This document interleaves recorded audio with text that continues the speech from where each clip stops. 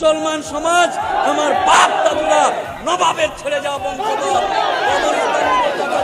আপনার জমি অনেক আছে আমাদের এলাকায়, কবরস্থান, যে কবরটাতে মাটি দিই জল উঠে যায়।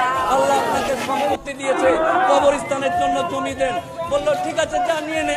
তো আমরা নবাবের ছেড়ে যাওয়া বংশধর কৃপণতা না করে কবরস্থান করেছি 10 বিঘার, মাজার করেছি 100 বিঘার, মসজিদ করেছি 600 বিঘার।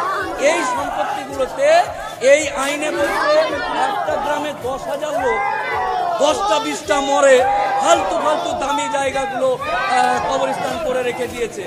আপনারা যেহেতু এক গ্রামে 10,000 মরে 4-5 জন বা 10 জন, 4 কাঠা ঘেরে নেন, আর বাকিটা সরকার নিয়ে ওখানে টোটো স্ট্যান্ড, গাড়ির বাস স্ট্যান্ড আর টোটো ভুটভুটি আর পানের দোকান খুলবে।